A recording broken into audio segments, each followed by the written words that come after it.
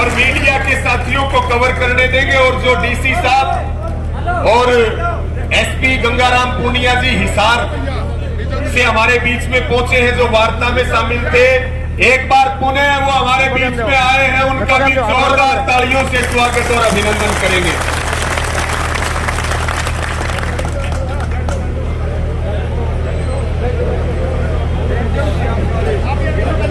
साथियों, शोर ना करो।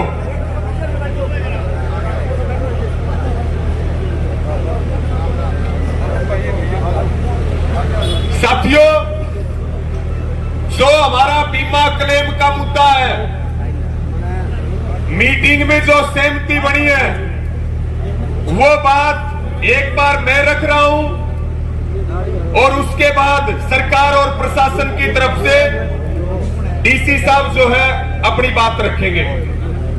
और फिर प्रार्थना है, कोई शांति से सब बैठे रहेंगे। साथियों, जो बीमा क्लेम का मुद्दा है, 272 गांवों का जो 600 और 700 करोड़ के बीच में जो बीमा क्लेम है, उसमें सरकार और प्रशासन की तरफ से मीटिंग में यह तय हुआ है कि सभी किसानों का बीमा क्लेम जो क्रॉप कटिंग हुई है उससे 19 या 21, थोड़ा ज्यादा भी हो सकता है, कम भी हो सकता है, लेकिन 272 गांवों का बीमा क्लेम 1 महीने के अंदर सभी किसानों के खाते में आएगा, ये तय हुआ है साथियों। दूसरी बात, ये जो हाईवे के ऊपर हम बैठे हैं, इस आंदोलन को हम स्थगित करेंगे। जो पानी के टंकी पे किसान बैठे हैं, उस आंदोलन को स्थगित करेंगे। और जो समय सीमा एक रखी है प्रशासन ने, सरकार ने, हमारा एक सांकेतिक धरना, जब तक एक एक किसान के खाते में एक एक बीमा क्लेम का रुपया नहीं आ जाएगा, तब तक भारतीय किसान यूनियन का एक सांकेतिक धरना नाथूश्री चोपटा के तहसील परिसर में चलता रहेगा। ये भी हमारा निर्णय है। रही बात कोई और केस की, कहने का मतलब यही है साथियों, जो आपने संघर्ष किया है, आपके कदम जीत की ओर बढ़ रहे हैं और हम इस आंदोलन को जीतने जा रहे हैं, इस बात में कोई दो राय नहीं है।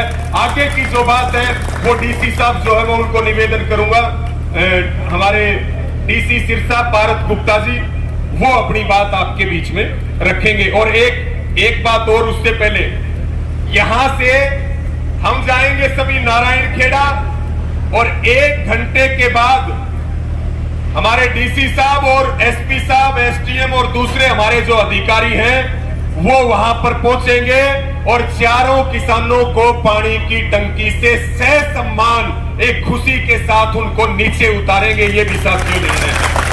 आदरणीय डीसी साहब, रवि जी थोड़ा सा बस।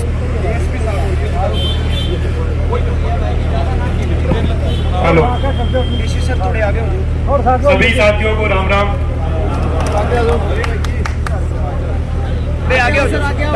Thank you sir. देखिए, जो हमारा खरीफ 2022 का जो कपास का बीमा है, वो हमारे जिले में आना बाकी था। हमारी बातचीत जो है दिल्ली स्तर पर चल रही है और पीछे भी चल रही थी। उसका नतीजा ये हुआ कि 14 तारीख शाम को हमारे कुछ किसान साथियों के 34 गांव में करीबन 20 करोड़ रुपए जो है वो बीमा राशि आ गई है।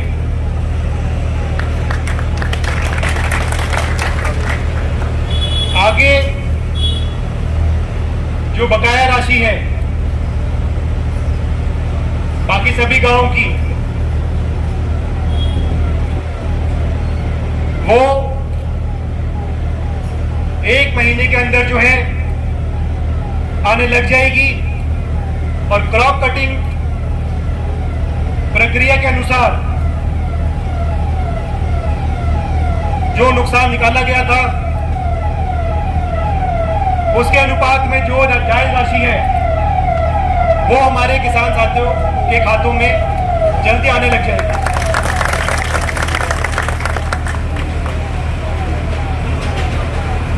अंत में मैं इतना कहना चाहूंगा कि हमारे हाथ में जितनी बात थी उससे 2 कदम जो है फालतू चले हैं, और इतना मैं आप लोगों को विश्वास दिलाना चाहूंगा कि ये राशि जो है बीमा की, इसको हम जल्द से जल्द लेके आएंगे। धन्यवाद। जय हिंद।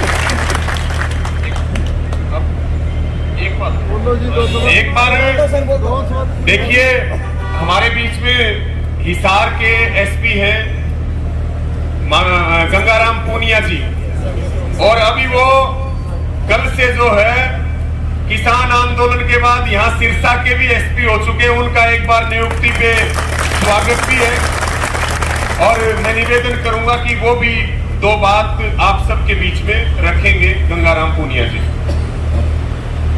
सभी किसान साथियों को मेरा राम राम। जैसा कि आप सभी को पता है, कल रात में आपकी कमेटी के साथ में प्रशासन की बड़े सौहार्दपूर्ण ढंग से बातचीत हुई है, और बातचीत में कुल मिलाकर के चाहे कोई भी आंदोलन हो, बातचीत से समाधान निकलता है, और हमने भी रात में बैठ करके बातचीत से इसका समाधान निकाला है। और जैसा कि डीसी साहब ने कहा है और आश्वासन दिया है, प्रशासन पूरी अपने तरफ से बेहतर प्रयास करेगा कि किसानों के हित में जो भी बेहतर कदम उठाया जा सके वो उठाया जाए।